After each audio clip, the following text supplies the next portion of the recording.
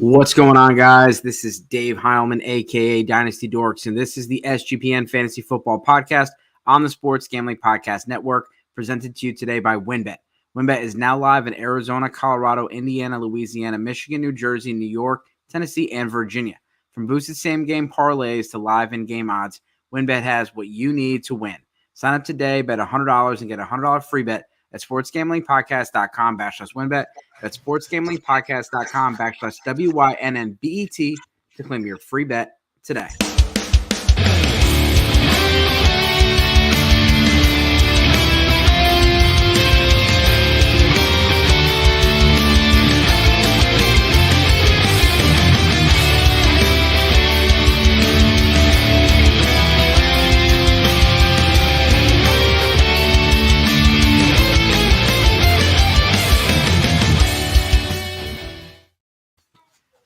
All right, so we are nearing the fantasy football playoffs. Some of it's 2 weeks away, some of it's 3 weeks away.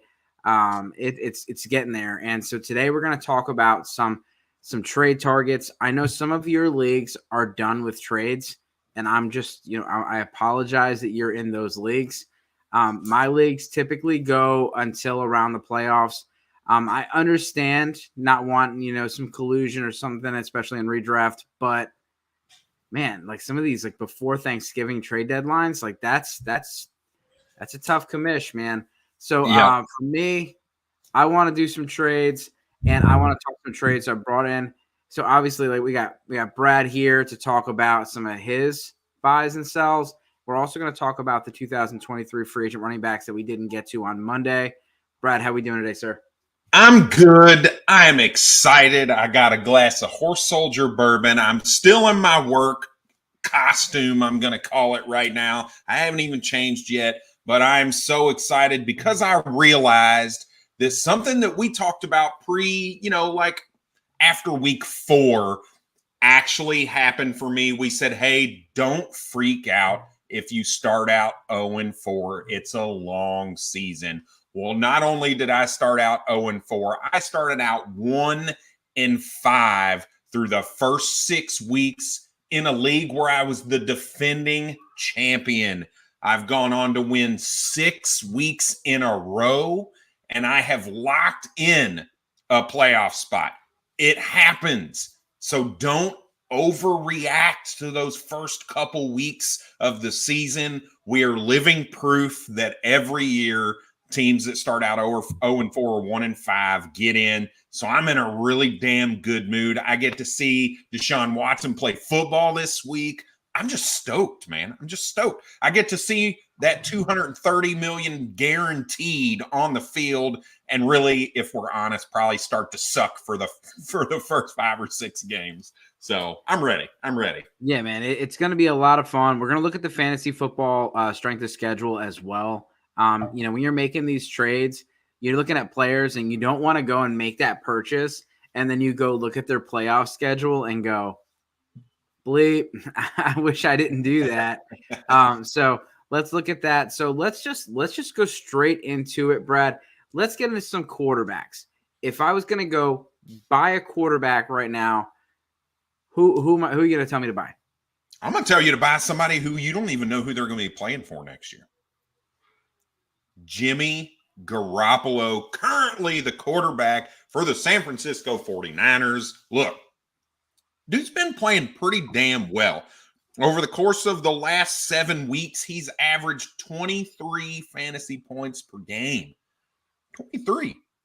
That's not going to kill you. It's not going to win you a week, but you don't have to worry about him coming out and giving you that 8-point week based on what we've seen him do this year. And he has the 5th easiest schedule for the remainder of the year and your playoffs when you're looking at teams like Seattle and Washington and Las Vegas over the course of the next 4 weeks. That is a juicy quarterback matchup, especially with the San Francisco 49ers, the way that they've been playing since the acquisition of Christian McCaffrey. Debo hopefully gets healthy and is good. Kittle being healthy. Ayuk really starting to flash. They've got a good third wide receiver in Johnson. It's just really starting to mesh there. Their defense is playing well. So I think Jimmy Garoppolo is a guy that you could really go and get pretty cheap because of the uncertainty next year. And he's going to be a pretty good asset to your dynasty team. Yeah, and I love the show Move the Sticks, and they talk about are you a tractor, are you a trailer? I wouldn't say Jimmy Garoppolo is a tractor. He does need to have the parts around him, but he does. He has one of the best, like collectively, one of the best rosters in football, and they are top 3 in the NFC. And he's a point guard out there, and all he's got to do is make sure he avoids that 1 or 2 Jimmy Garoppolo plays a game.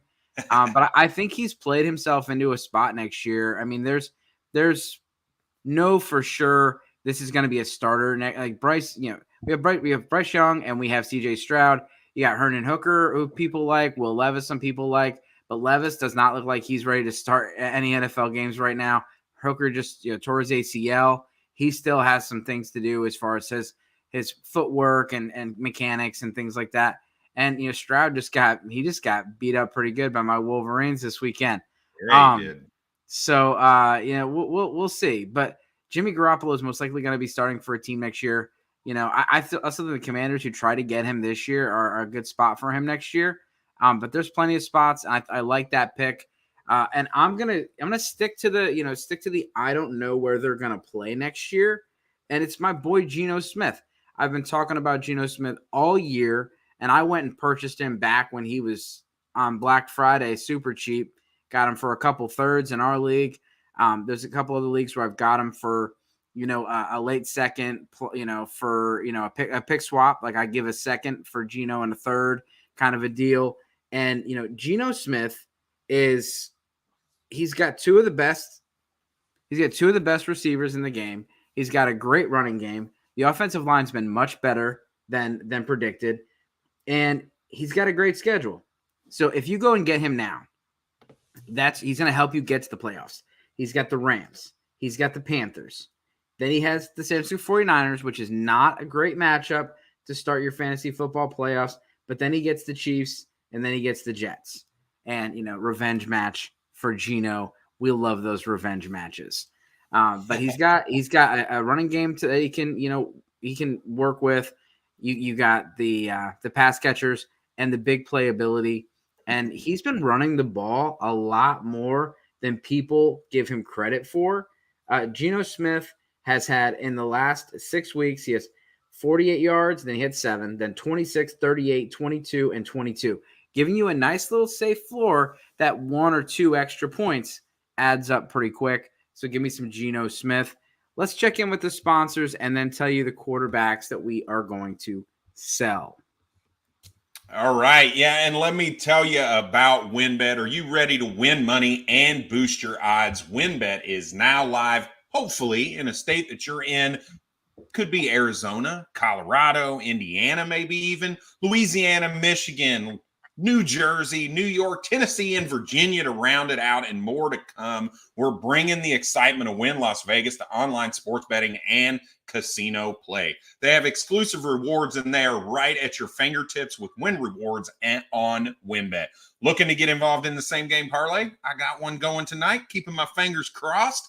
WynnBET is your home, and their WynnBET build your own bet lets you customize the bet that you want to make and get some of those specifics in. They have great promos. Their odds and payouts are happening right now at WynnBET. WynnBET has what you need to win. So are you ready to play? Sign up today to receive a special offer of bet $100, win $100. There are so many things to choose from. All you have to do is head over to sportsgamblingpodcast.com/WynnBET so they know we sent you. Again, that's sportsgamblingpodcast.com/WYNNBET to claim your free bet today. Offer is subject to change. Terms and conditions at WynnBET.com. Must be 21 or older and present in the state where playthrough WynnBET is available. If you or someone you know has a gambling problem, call 1-800-522-4700. All right. So I don't know if you have anybody to sell or if you want to go to the running backs.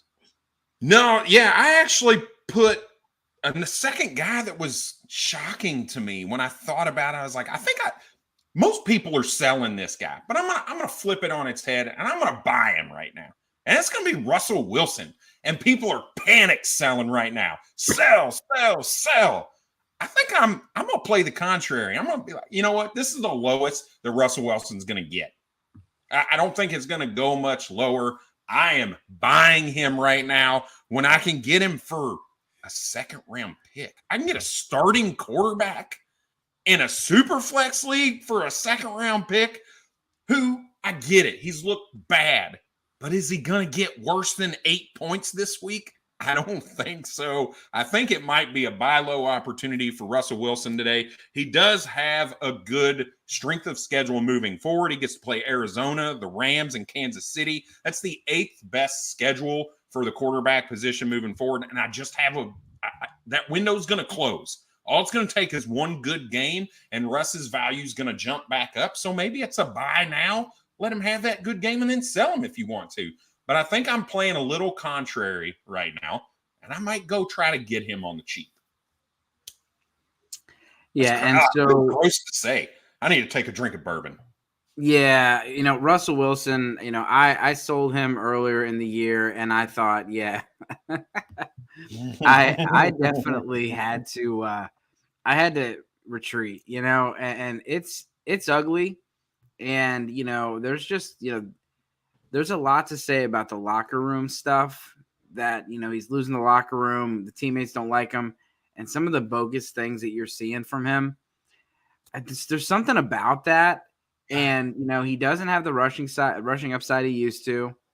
MVS in a third? You wouldn't give up MVS in a third for Russell Wilson in a Dynasty Superflex League? Yeah, I mean, here's the deal. I give up MVS and a third for Russ, which that's fine. But do you feel comfortable throwing Russell Wilson in your lineup for the rest of the season? More so than MVS in my wide receiver or a bench spot or any third round and that's pick. where you take that third round pick, and that's a pretty low offer. That's a pretty low one. You can get him for shit like that. It is worth if you can get that, then yeah, like you're basically just tis the season, and you're giving me a gift, or maybe that was just an offer from Matty Daddy. Here he is for a second alone. Here he is for Tom Brady. I'd rather the second. In a Superflex Dynasty, you can keep Tom Brady over a guy who you know is going to play for a couple more years minimum. Like, well, that price my next guy, low, man. You know my next person. So my next person. Let's get off Russell Wilson for a second. Tom Brady. So I'm selling Tom Brady, and so I understand he's got the Tampa Bay offense. He's got he has Mike Evans, who scored 1 touchdown this year, has 1 top 10 performance this year. He's got Chris Godwin, got Rachaad White, got all this stuff. Every single year, the last 4 years, Tom Brady has disappointed in the fantasy football playoffs. And this year, he's set up to do it again. He has a very tough schedule for the fantasy football playoffs, and he has to pass the ball to get you points. If Tom Brady runs for more than 10 yards, it's going to be all over ESPN because it happens maybe once every 2 years.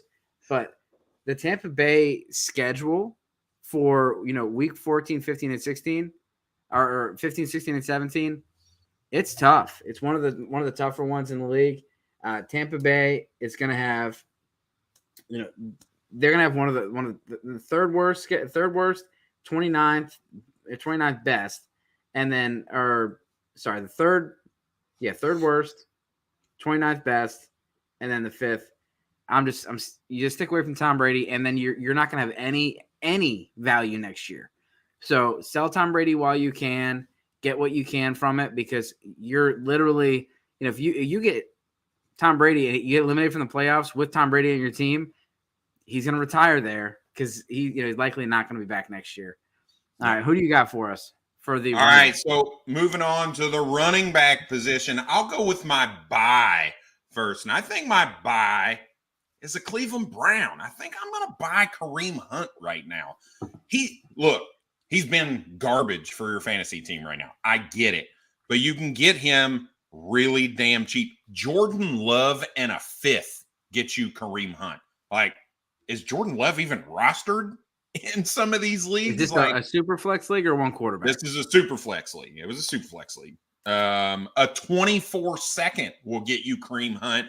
And I'm looking at it from maybe not I need him to plug into my lineup, But look, what happens if, God forbid, I'm knocking on every piece of wood I have around me right now, Nick Chubb gets hurt? Kareem Hunt is like the epitome of a high-value handcuff. So if I can give up, especially if I'm the Nick Chubb owner, a 24-second to get a guy who also is entering free agency next year. I know there's a lot of good free agents and a lot of running backs coming out of this rookie class, but there's a world where he has a role even next year. So I think that 24-second is good to solidify your roster this year as a Chubb owner and have that high-value handcuff in there. So I'm going to go make that move for a guy that we've seen be really explosive, and he looked really good the first 4 or 5 games this year. He was not only getting the snaps, he was getting the volume, and the snaps haven't gone away. He's still over 40% snap share every week. He's just not getting the carries anymore. He's down to like 4 or 5 carries a game, and it's just not working. So, you know, maybe you look at Deshaun Watson and that offense gets into a little bit different rhythm than what they were with Jacoby Brissett, and they get him involved a little more. But I think for the price, he's a guy worth buying right now. Yeah, and I'm going to go with Alvin Kamara. And Alvin Kamara he's had one of the most difficult schedules in the league this year. And I know we've seen where he hasn't had, it's been a changing offense the last couple of years, with a different quarterback every year the last 3 years since Drew Brees has left. This is the time where you can go get Kamara for the cheap. And if you want to go to the playoffs and bring somebody, if I've been that team, I've been the 1 seed and been knocked out by Alvin Kamara single-handedly with a 55-point game. And, like Kamara has done the opposite of Tom Brady. He's delivered in the playoffs. And so if you can get him, add him to your team that's already good, you're not going to have to pay as much for Kamara right now. He's older. He's coming off a couple of bad games in a row. We got the suspension looming. Go out there. Don't go and buy him for a 2023 first. That's too much. But if you can go get him for a reasonable price, I would go see what it looks like. And I think that you can. I think you can go get him for that. And looking at the schedule, the New Orleans Saints have the number 1 schedule per Ian Harwitz, 25th rank, the 30th rank, and the 23rd rank. So 26th on average as far as the points given to the running back position. He's just going to eat in the fantasy playoffs. So if you get there, go get Kamara on your roster. Who are you going to sell? Yeah, real quick, just a couple of offers, right, to give people kind of some guidance on Kamara, because Kamara in the past has been very expensive, right? So people may be looking at that being like, well, what is a good price to get him for? Would you rather have Alvin Kamara or a 24 first? I traded a 24 first for Kamara earlier in the season. There you go. Okay, would you take A.J. Dillon in a second or Alvin Kamara? Kamara. Yeah. Would you take Kamara or Kyren Williams, which is just, that's nonsense to me, right? Yeah. So there's a range there. I'm not saying you're going to get him for Kyren Williams, but, if you can move that 2-year out first, if you can move that, handcuff in a second for him, that's definitely 100% in agreement. All right, my sell. It pains me actually a little bit because I was a little bit higher on him early in the season, and that's going to be Ezekiel Elliott, running back for the Dallas Cowboys. And this dude's been on a tear the last 4 games that he's played. The last 4 games that he was healthy, he's had 6 touchdowns over those games. He's averaged over 16 fantasy points per game for you right now, right? He's been locked in. He's back over that 50% snap share since he got hurt a couple weeks ago. But Tony Pollard is looming. But the contract next year is looming. Sell. 6 touchdowns over the last 4 weeks. Like, there is no better sell window for Ezekiel Elliott than right now. He's back up to dominating the snaps. And I say dominating as in he's taking the majority of snaps and he's scoring a shit ton of touchdowns. So if you can move him. I'm telling you, I'd probably take a second for Ezekiel Elliott right now, unless I'm in a contending situation. Obviously, I'm not taking that move. But if I'm looking to move off Zeke, I'm taking a 23 second for him anywhere I can get it. Yeah, we talked about it on Monday. He's another one of those players where, like, if he has a significant injury, his value would just tank. And, like I missed my window with Leonard Fournette, where I have a couple shares of Leonard Fournette, and it's just not going to happen. Like I just can't get anything for him right now. And so, my guy, I think depending on your situation, could be a buy or a sell. So I think if you are a contender, Jamal Williams is someone that you want to get on your roster. This guy leads the NFL in points. He's got more touchdowns than the entire Denver Broncos. This guy is getting in the end zone every single week. And if you're looking at Detroit, they have one of the better schedules. They have the 10th best schedule, and in week 17 they have week 15 it's the 12th best. Week 16 it's 24th best. Then the 27th best, week 17. Week 17, they are going against the Chicago Bears. So if you got Jamal Williams on your team, that's guaranteed at least one touchdown against the Bears. And so if you're selling, Jamal Williams could have no value, could have very little value next year. He's a free agent. Who knows where he's going to go? Could stay with the Lions. We still don't know what's going on with the DeAndre Swift situation. I have my own thoughts on it, but there's a lot. But Jamal Williams is an older running back, and we've seen these older running backs have these huge TD years, and then poof, they're gone. And so, yeah. So for me, I'm going to sell and get out of there. But if you're going to go and buy somebody, you're going to get a lot more points for him than buying some of these other guys up. And he could have some value next year, so you're not necessarily just buying someone for just 1 year, but most likely you're buying him for 1 year, and that's why the price is going to be pretty low. Yeah, I've tried to get him in really one league where I'd really like to have like a third running back. Right now, all my flex are with stud wide receivers, right? But I want that third running back that I don't want to, just sit on my bench and pay up for that. I've been trying to get him for a late 23 second, and I can't get it done. He wants more than that. He wants something on top. And I can't bring myself to do that for a 3-game rental, a 4-game rental. So I heard a very smart guy tell me at one time, don't let a third-round pick get in the way of you getting the deal done. So just throw that 24th third out there and make it happen. I like it. Go get it done. Get it done. I like where your head's at. I like where your head's at. So, listen to smart guys like you. That's where I learned that. So, let's go to receivers. What receiver are you buying? I'm buying Tyler Lockett. He's an older receiver. I get it. He's 30, but you take a look at his contract situation. He's locked. He's pretty much a guarantee to be with the Seattle Seahawks next year. He's pretty much guaranteed to be tied with what looks like Geno Smith, who really enjoys himself some Tyler Lockett right now. Look, this guy doesn't see the number one corner on any team because DK Metcalf is there. This year, he doesn't have a great playoff schedule. It's about he's right in the middle, 15th, but he gets to play San Francisco's second cornerback, Kansas City's second quarterback, and the Jets' second cornerback, right? So I like the situation that he's in. He's a guy that can stretch the field. He's on target for his second most receptions and second most targets of his career, but the most touchdowns of his career. So he's really looking at a career year with Geno Smith, believe it or not. It's absolutely crazy. And the fact that contract is going to guarantee me that I got a player in a very similar situation next year, I'm okay to pay for him. When I can move McCole Hardman, Hunter Renfrow, and a third for Tyler Lockett right now, I'm smashing that all day long.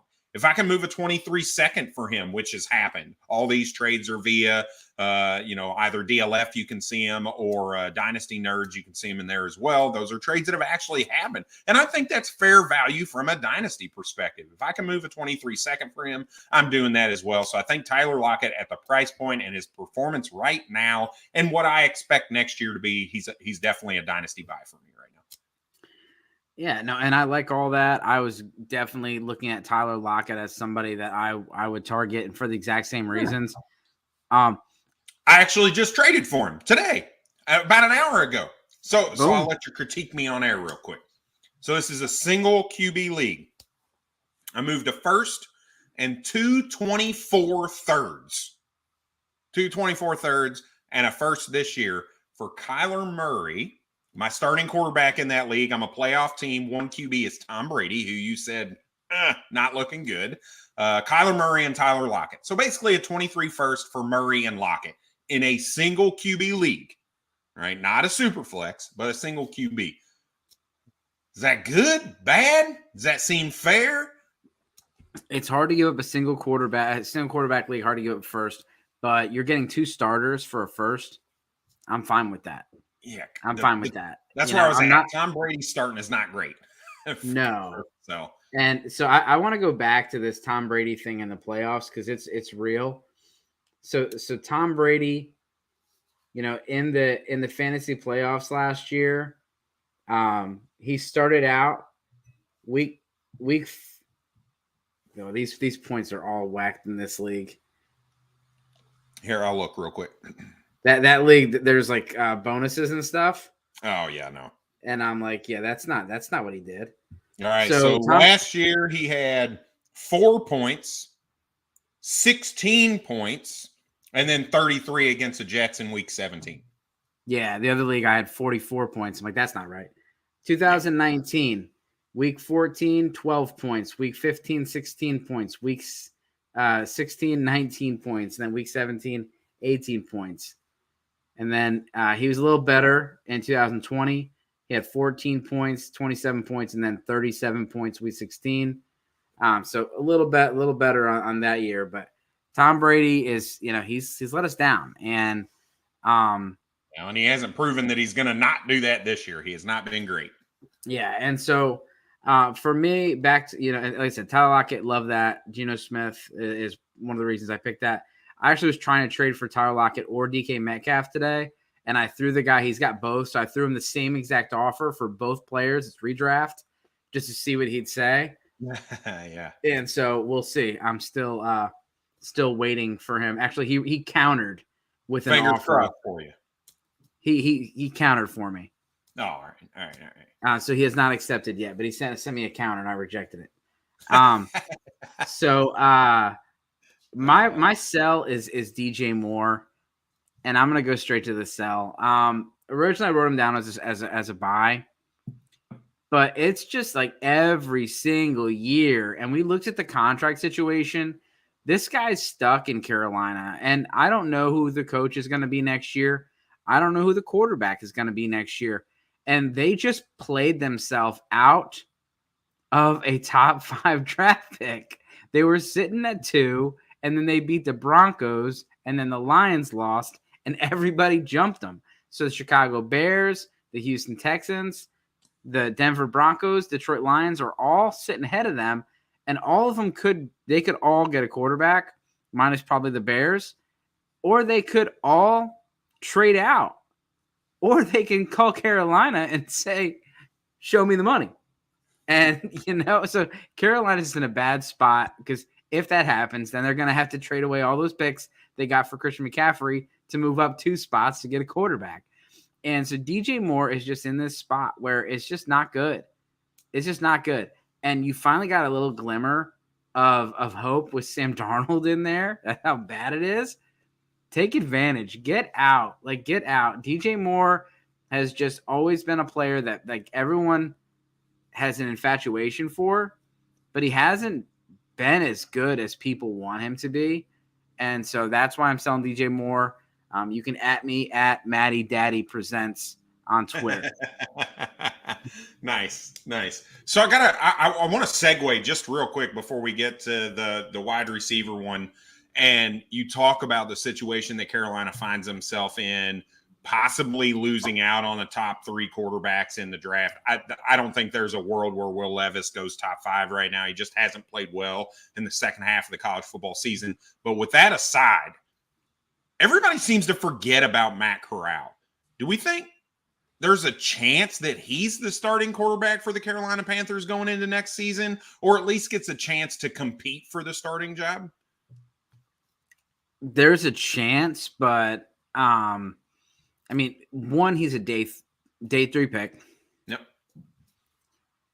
he was passed up. They passed up on Matt Corral. And don't get me wrong, I don't know if this crew of decision makers is really the most the best judge of character of quarterback, but this is one of the worst quarterback situations in football, and he was passed up on for them to trade for Baker Mayfield, and then they kept Sam Darnold on the roster, kept PJ Walker on the roster, and I know he got hurt. But, that right there is just, I don't know.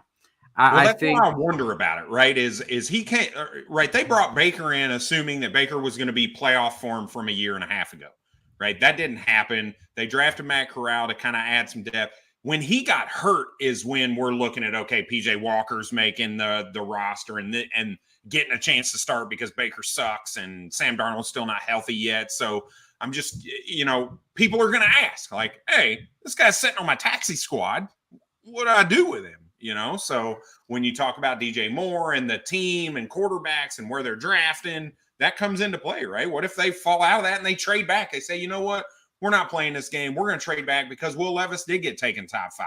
And we're not going to settle for the 4th best quarterback at the number 5 spot. So we're going to actually trade back and add more draft picks or whatever. And we're going to try to see what Matt Corral's got. But I get it. He didn't do anything that made them think he could start this year at least. So yeah, I don't have too much faith in it. Yep. I didn't do my wide receiver sell. My buy. Choose your wide receiver sell? Yeah, so my wide receiver sell is Juju right now. So look, you got to push a narrative with Juju. He's had 8+ targets in 6 of his 8 games. He's had 78 or 75 plus yards in 6 of his 8 games. His playoff schedule is not good. He's on a 1-year deal in Kansas City. We hope he re-signs with Kansas City and is tied to Patrick Mahomes. But we've seen this before. We've seen free agent wide receivers like Kenny Golladay go to a really bad situation where it just didn't work out. Do we see a similar thing with Juju?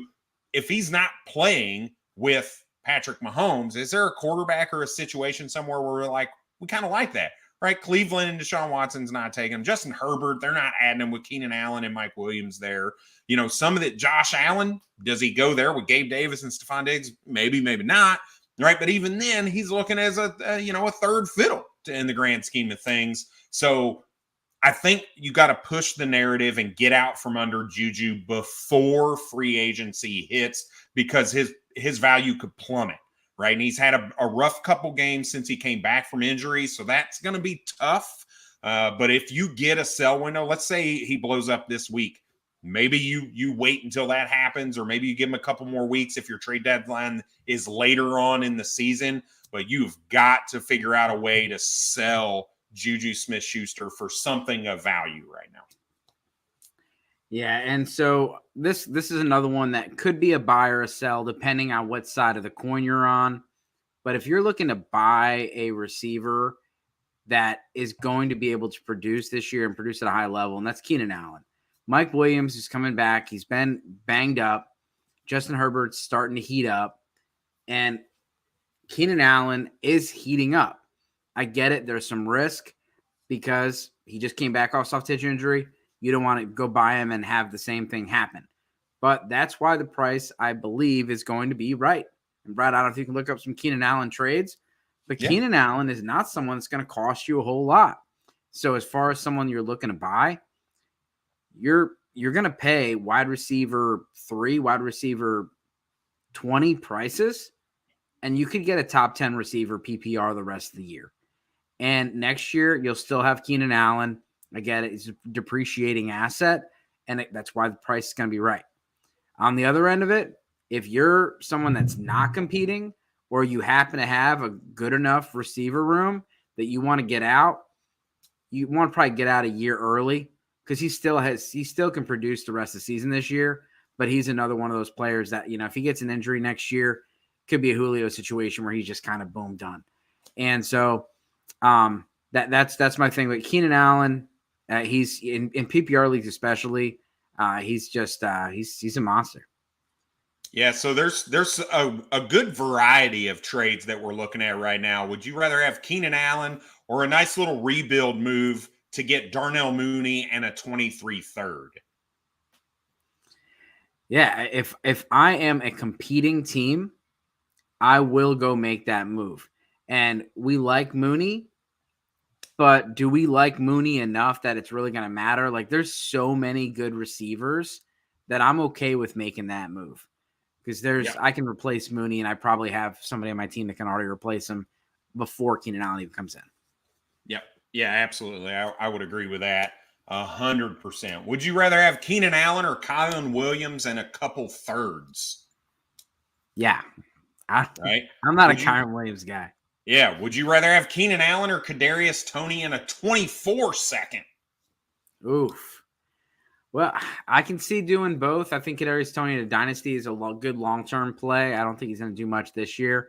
But, yeah, I mean, you could do that, and you could be an idiot because Kadarius, Tony blows up. Or you could be, like you're just basically trading him for a second because Tony's had pretty much no value. Yep. Yep. So good variety, right? You could get a nice young player in Darnell Mooney if you like Mooney and adding a pick there. If you got Kyren Williams, selling him high to get Keenan Allen, I think is a great move. Moving a couple seconds or a second and a third, I think you could probably get the deal done also. If you've got, let's say you got a plethora of seconds and thirds, right? I've got a couple leagues where I've got like 4 seconds and 5 thirds, but no first, right? I'm definitely moving a second and a third for Keenan Allen in a situation like that, right? Yeah, I know your league. I'm in a couple leagues where I got a whole bunch of picks, and there's like 3 or 4 taxi spots. And so, like, usually what I'm going to do is probably trade back from 305 to 311 and get a third next year. But, when it comes down to it, you can only kind of be able to put so many people on your taxi, and you already got some guys there probably. So, yeah, it's I like those moves. And like I said, I think Keenan Allen, because of how this year's been, but if he has another game like NBA Jam rules, if he has 3 weeks in a row that are really good, you're not going to be able to get him for as cheap as we just said. No, so yeah, let's go to the tight ends before we get to the running backs and get out of here. Tight ends, we're just going to give you I don't know if do you have any sells? I only have one buy. No, I just got the buy. Yeah, just have a buy right now. You can go first. You can pick and choose because we picked the same guys. Yeah, I'm going to go Tyler Conklin. I think the price is just right? Nobody's thinking about Tyler Conklin as a big-time tight end asset, but he's only 27. He got a 3-year, $20 million deal in New York, and he's getting high-value targets. I know, Mike White, he only saw 3 targets, but he did a lot with those 3 targets. I think he had just over 50 yards or right at 50 yards receiving. We saw him with Joe Flacco drawing 7, 8, 9 targets a game. The New York Jets really like him, and even though they brought in him and CJ Uzomah, that injury to Uzomah really opened the door for Conklin, and we've seen him excel when given the opportunity. So I think he's a guy you can get dirt cheap. I got him in a redraft league off the waiver wire, which is dumb. Like, what are you guys doing? So go check your waiver wire in redraft leagues and see if he's out there. But even in dynasty leagues, like I said, he's 27. That's not old for a tight end. That's actually pretty young for a tight end. And we've seen him produce when given the opportunity with Kirk Cousins in Minnesota. And now we've seen it in New York. So I think you got to come around and say, look, Tyler Conklin is a good football player. He's a good football player. And I think there's a roster spot for you to utilize on him right now. Yeah, he's much more than just a catch and fall down tight end. He was getting some yards after the catch the other day. And as long as Zach Wilson is not the quarterback, they throw the ball a lot more. And so we've seen the passing volume go up. I will put a caveat on this for everyone that's excited about the Jets offense. They played against the Bears last week. Yeah. The Trevor Siemian-led Bears. Let's calm down. I also picked up Zonovan Knight. I also picked up Mike White in the league. But let's pump the brakes. And Mike White went out last year and lit the world on fire. And then 2 weeks later had 0 TDs, 3 interceptions, or 4 interceptions, I think. It's possible that this dude lights the world on fire the rest of the year. Look, he plays Minnesota this week. Then they play Buffalo. That's probably going to be rough.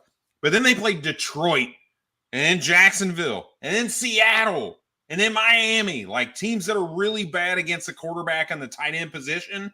So Tyler Conklin and Mike White might be sweet for your fantasy squad going into the fantasy playoffs. So yeah, I saw that, and so I'm in a contract league, and he happened to be on the waiver wire because it's a pretty shallow situation. And I said, you know what, I'm gonna give him a 2-year contract so I can actually get him, so I can win him, as well as instead of just doing the week by week. And we'll see how it goes. He's on the bench. I'm not playing him this week. I got my boy Kirk Cousins, and I got Geno Smith in there, but he's hanging out with Kenny Pickett on the bench. And if we need him this year, we'll play him. That's right. But mine is Hayden Hurst, and I was going to say the same thing. I know that Brad, every week Brad's got something up for Hayden Hurst, so he's going to let me do it this week. And tight end is a very volatile position, and you could go and chase Jelani Woods this week, and you maybe you're going to strike gold, or maybe lightning only strikes once.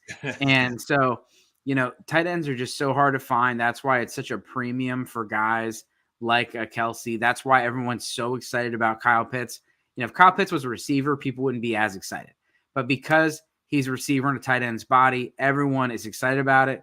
And the fact that you have such little to choose from at the tight end position, and even like guys that are good, you can't even count on them every week. So if you could get Hayden Hurst, he's not going to lose you the week. He's not going to win you the week. Hayden Hurst is not going to go out there and give you the type of performances of a Kelsey or a Kittle or even a Dalton Schultz.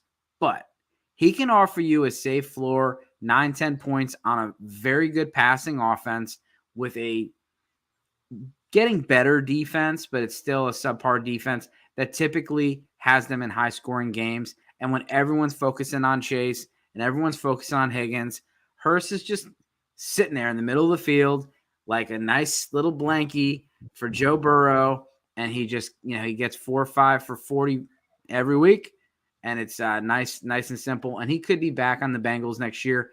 And he's, I think he's proven himself the last few years where he's going to find his way on a roster and be a starting tight end because there's just so few of them to go around.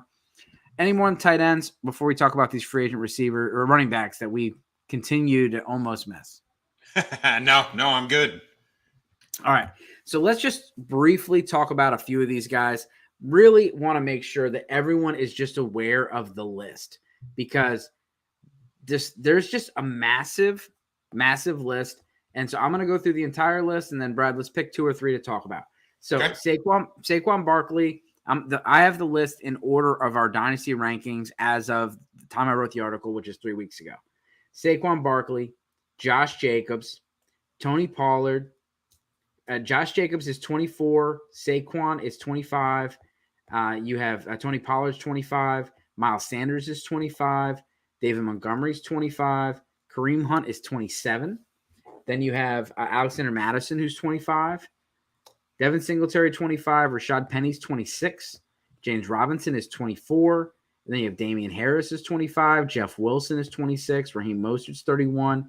Darrell Henderson's 25. Jamal Williams is 27. You have Dearness Johnson out there at 26. Deonta Foreman at 26. Deion Jackson at 24. Kenyon Drake is 28. You have Latavius Murray at 32. And then Ronald Jones at 25. Those last couple maybe don't even deserve to be on the list. But there's a lot of implications. So, let's talk about David Montgomery. David Montgomery is someone that, he's going to be very, very good the rest of the year. He's going to get 20-plus touches, even on a bad offense. It's going to help if Justin Fields returns. But David Montgomery is someone that will be a free agent next year. He could re-sign with the Bears. They have plenty of money. We've talked about it before. If he does, Khalil Herbert's there. You're probably going to see some of the same where they both kind of split the backfield. If he signs a 1-year deal, that could be, add a little bit of excitement for Herbert, but not too much. If he leaves, if David Montgomery leaves and Khalil Herbert's the starting running back, how high does he move in your redraft rankings 2023? He'd probably be in the 15-ish if I had to guess. somewhere around Yeah. 15. Yeah. So Khalil Herbert right now is someone that you could get for peanuts. Yep. I mean, 2 weeks ago, it was going to cost you at least a second-round pick. I know I went and picked him up in a bunch of leagues, and then I was trying to do some trades, and everyone wanted Herbert. And so I know that I could have traded Herbert for at least a mid-second. I don't think I can get a mid-second right now. Probably an early third, maybe 2/3. But Khalil And Herbert, that's a risk worth taking. If you can get him for a third, that's worth it.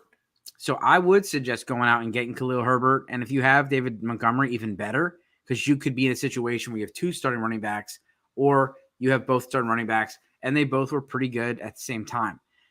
David Montgomery, we've talked about some landing spots. You've said, Arizona would be a fun spot for him in that James Conner role, which James Conner, technically he's under contract next year, but they could get out of it. He could go to some other teams. What are your thoughts about David Montgomery as a buy? Do you think that he's going to be a lead running back next year, regardless, Bears or somewhere else?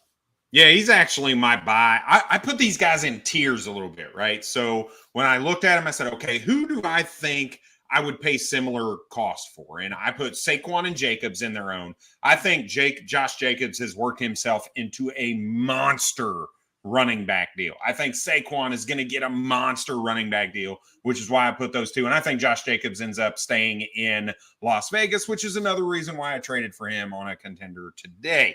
But then I looked at those tier 2 guys, Miles Sanders, Tony Pollard, David Montgomery, and I said, okay, I think these are the tier 2 guys. These are the guys that most likely are going to get a quote-unquote starting job where they get 50% of the snaps or 60% of the snaps. That's what I foresee happening. That's what I'm going to forecast. But the cheapest out of the three is going to be David Montgomery right now. Tony Pollard, the hype is real. People think he's going to go and he's just going to be the starting running back. He's going to get 90% of the carries and the opportunities. That shit ain't happening. I'm going to tell you right now, it ain't going to happen. If he gets a contract somewhere other than Dallas, he's still going to split carries. He's not going to be the primary guy. Same thing with Miles Sanders. I think he's working his way into a team-friendly running back deal to stay in Philadelphia, which is not really a situation that I'm super interested in.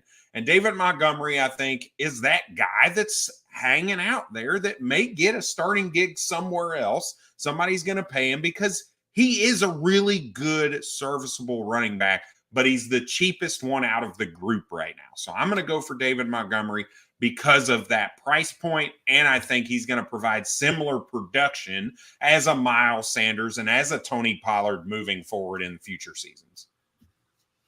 Yeah, and so, we talked about it, how, we don't know where these guys are going to go, and that's what, makes it so interesting. Alexander Mattison is someone that's looked very good when he's had the opportunity, but he's barely had the opportunity, and it's not really because of his play. It's because he's behind Dalvin Cook, who has been a top 5 running back for most years. And so if Alexander Mattison goes somewhere and he is the top guy next year, let's say Alexander Mattison goes to the Buffalo Bills next year, and he's the starting running back for the Buffalo Bills. It's not Dalvin Cook. It's Alexander Mattison and James Cook instead of Dalvin. Do you like Alexander Mattison as a top 15 guy, like you said, with Khalil Herbert? Not a chance.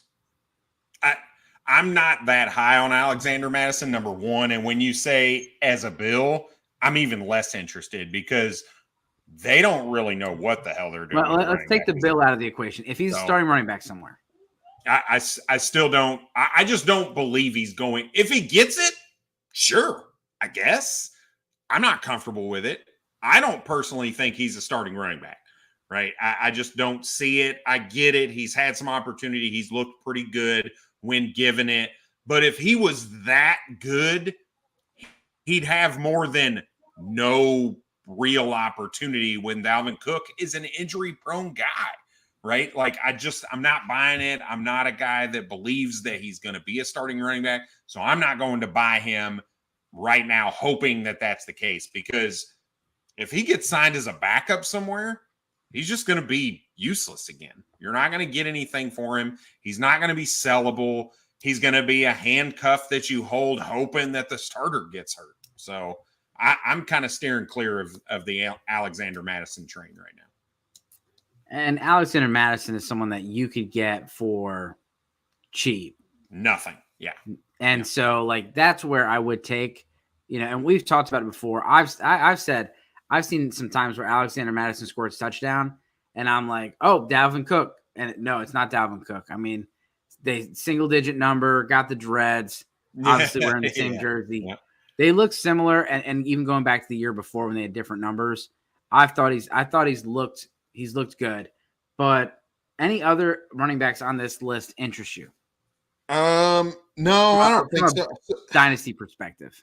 Yeah, I think Jeff Wilson's interesting, with Miami going to get him and him basically coming in and immediately taking the bulk of the carries, right? He's getting the bulk of the work over Mostert, and then Mostert got hurt like everybody thought was going to happen anyway. So I think Jeff Wilson's really interesting. The problem is you're not going to get him as cheap as you should because he's looked really good the last few weeks, but he's the guy that I'm really kind of, I may actually be interested in a contending type situation to move a high third or a late second for him because there's a world he's the guy there again. Right? It's very weird. I did not expect them to make that move, number one, and go get him after he was waived by the 49ers, but it happened. So it's interesting. And we talked about it on the show. I said they were going to go get a running back. You did. And so I thought they would be in the Kareem Hunt and the Cam Akers sweepstake, but those running backs were not traded. But, it was really interesting because Chase Edmonds was traded and then boom, the next move was there. And, Chris Greer, the Miami Dolphins GM, needs a lot of credit. He's done a fantastic job turning that team around. And, it's one thing to tank and get a whole bunch of draft picks. It's another thing to make the right picks. And so he's done a nice job with that. And then, Mike McDaniels was a nice hire and he's been doing a great job. And he's a great social media, just watching all this stuff. He was talking to Alec Ingold and he was like, that thing you did where you made the guy miss. And he was like, broken tackle. He's like, yeah, that was cool. He was like, oh, thanks. It's like, someone said, it's like the person won a Madden competition and his prize was to coach the Miami Dolphins. I think Jeff Wilson's interesting. I think the Dolphins could make a splash next year and go get one of these bigger running backs. I don't think like a Josh Jacobs or something like that, but I think a Tony Pollard would be interesting. Miles Sanders would be interesting going there. I don't know if David Montgomery fits because they're looking for their style of offense is looking for that one cut runner who's more of, a little smaller, a little faster, got the burst. And man, Tony Pollard in that offense would be electric. So, well, hey, let us know what you guys think of our takes. Let us know what you guys, if you have any questions, please subscribe. Please give us a like.